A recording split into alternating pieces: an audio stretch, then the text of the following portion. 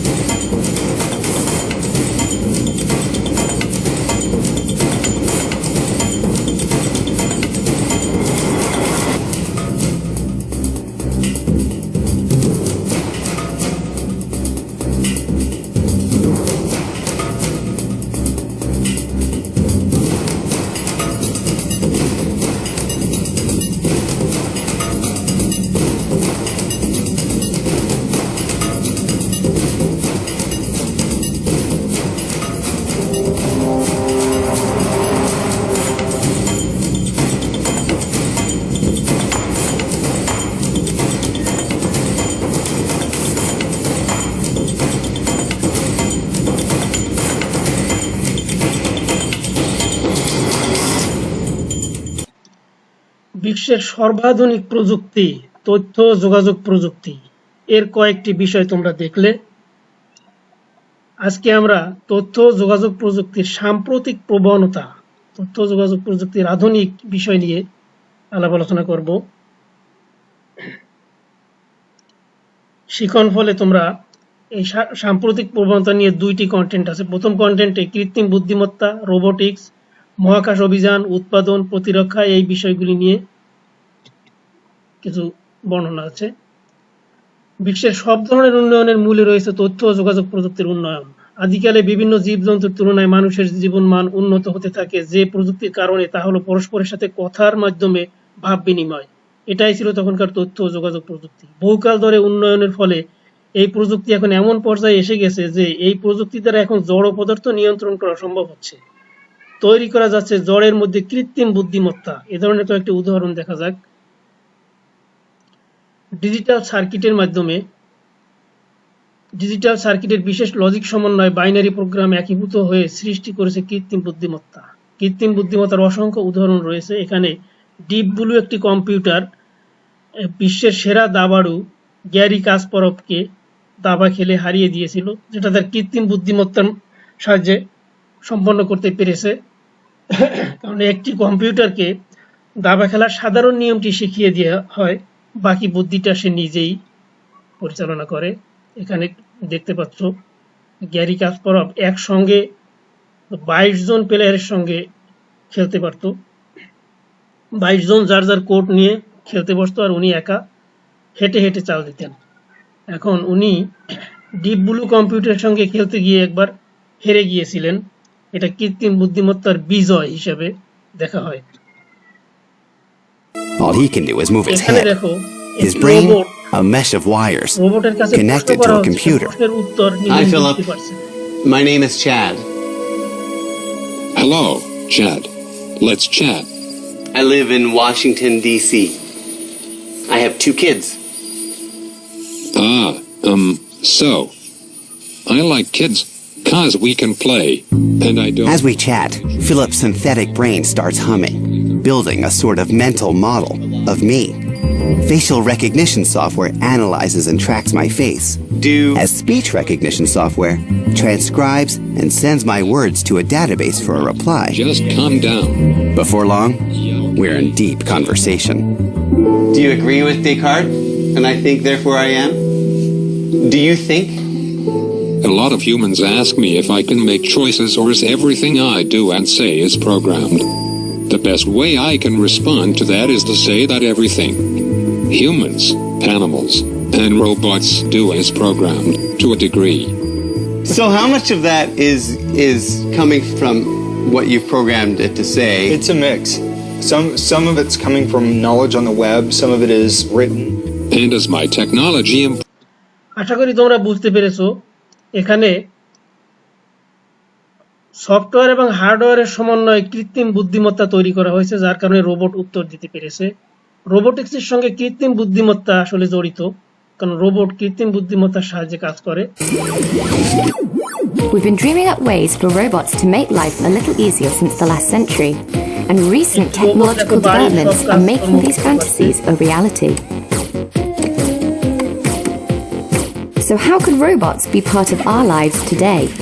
It's an age-old dinner party faux pas, enjoying the company of your guests so much that you don't realize that dinner is currently being incinerated in your oven. But this is a problem that could soon be a thing of the past, thanks to this robotic chef. It's expected to go on sale in 2018, with a set of delicious preloaded recipes to choose from. And robots aren't just handy around the house. This Marine regiment is marching with a rather unusual comrade. The Legged Squad Support System, or LS3 for short, is part of the Marines' দেখো যে robot বর্তমানে মানুষ বাড়ির সাধারণ কাজকর্মে লাগাতে পারছে। এটা কৃত্রিম বুদ্ধিমত্তার সমন্বয়ে তৈরি করা হয়েছে।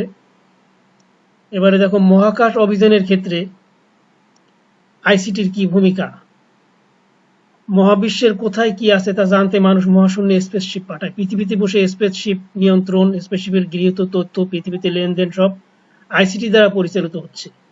পৃথিবীর বাইরে কোথাও প্রাণ আছে নাকি তা জানতে মানুষের নিরন্তর প্রচেষ্টা চালিয়ে যাচ্ছে। মঙ্গল গ্রহে অনেকবার অভিযান পরিচালনা করা হয়েছে। যাই হোক, তোমরা এ বিষয়ে কিছু চিত্র দেখবে। এটি হাবল টেলিস্কোপ।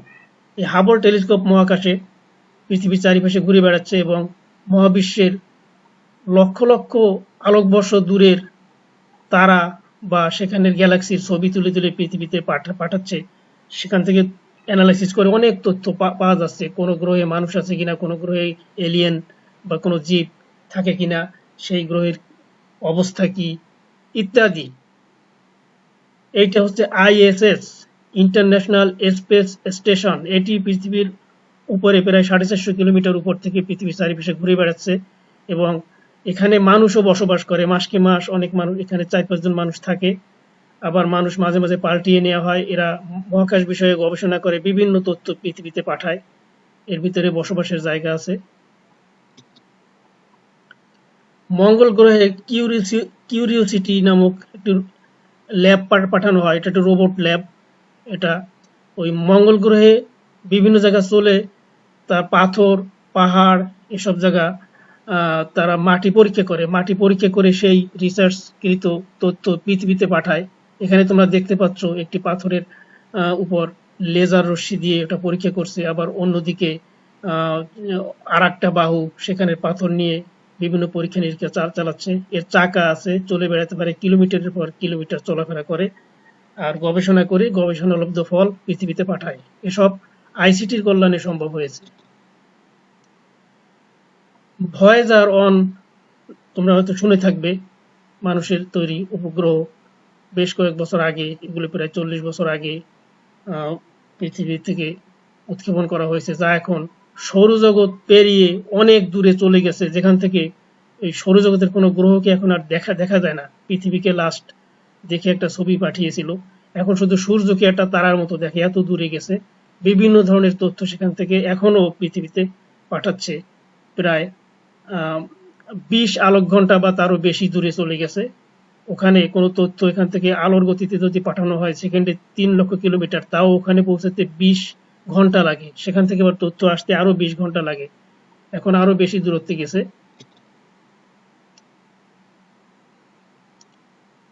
উৎপাদন ব্যবস্থা, শিল্প উৎপাদন, কৃষি উৎপাদন সহ নানান ধরনের উৎপাদন ব্যবস্থায় তথ্য প্রযুক্তির ব্যবহার দিন দিন বৃদ্ধি পেয়েছে। তোমরা দেখো এখানে মাঠ, তারপরে বাড়ি, কারখানা, সবার সঙ্গে তথ্য যোগাযোগ এত দ্রুত হচ্ছে যে সশরীরে কাউকে কোথাও গিয়ে কোনো তথ্য দেয়া লাগছে না। সব তথ্য ও যোগাযোগ প্রযুক্তির সাহায্যে সব জায়গার তথ্য পৌঁছে যাচ্ছে। তারপর ড্রোন অথবা স্যাটেলাইটের মাধ্যমেও মাঠের ফসলের তথ্য নেওয়া যাচ্ছে। কোনো জায়গা ফসলে কোনো পোকামাকড় বা কোনো ক্ষয়ক্ষতি হচ্ছে নাকি, বা সেখানে কি লাগবে, সব তথ্য ঘরে বসেই পাওয়া যাচ্ছে। তোমরা একটি কারখানা দেখো, এখানে মানুষ নাই, মনুষ্যবিহীন সম্পূর্ণ রোবট দিয়ে তথ্য প্রযুক্তির সাহায্যে গাড়ি তৈরি করা হচ্ছে।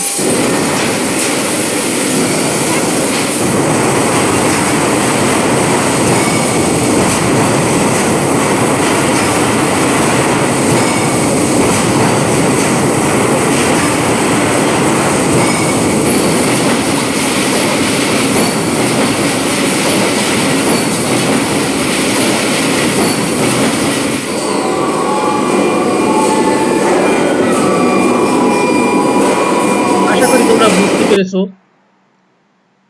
এরপরে দেখো প্রতিরক্ষা ব্যবস্থা। সামরিক ক্ষেত্রে তথ্য প্রযুক্তির ব্যবহার সর্বাধিক। বহিঃশত্রুর আক্রমণ থেকে দেশকে রক্ষা করতে যে রাডার ব্যবস্থা ব্যবহৃত হয় তা তথ্য প্রযুক্তির একটি প্রকৃষ্ট উদাহরণ। একটি দেশের মধ্যে যদি বিদেশ থেকে কোনো শত্রু বিমান বা মিসাইল প্রবেশ করে তখন সেখানে স্বয়ংক্রিয় প্রতিরক্ষা ব্যবস্থা আছে যা স্বয়ংক্রিয়ভাবে ওই অস্ত্রকে আকাশেই ধ্বংস করে দেওয়া হয়। এই একটি মিসাইল ব্যবস্থাপনা তুমি দেখতে পাচ্ছ। এই মিসাইলটি স্বয়ংক্রিয়ভাবে কোথায় কখন যেতে হবে সম্পূর্ণ কম্পিউটার রাডারের মাধ্যমে তথ্য নিয়ে সেখানে ওটাকে উৎক্ষেপণ করতে পারে।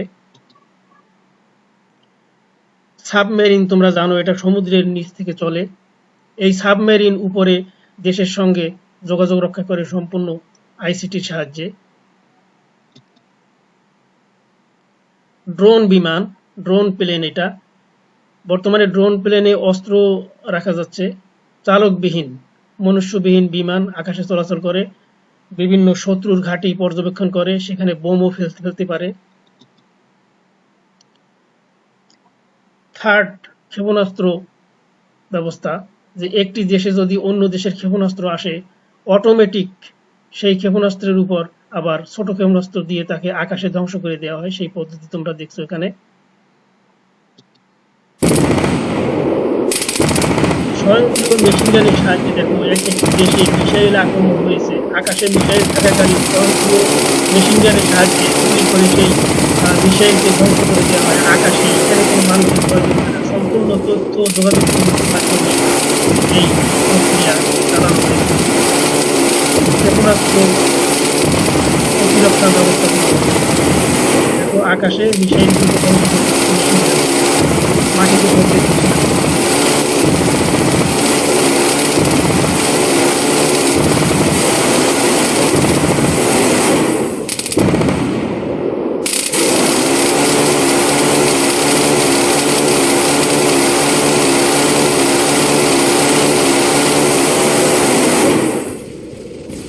যতক্ষণ পর্যন্ত মিসাইলটি আকাশেই ধ্বংস না হবে ততক্ষণ পর্যন্ত মেশিন গান চলতে থাকবে স্বয়ংক্রিয়। আশা করি তোমরা বুঝতে পেরেছো। মূল্যায়নের প্রশ্নগুলো লেখো, এগুলো তোমাদের উত্তর করতে হবে।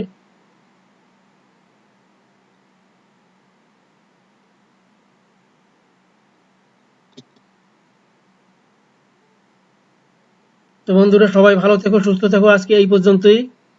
আল্লাহ হাফেজ।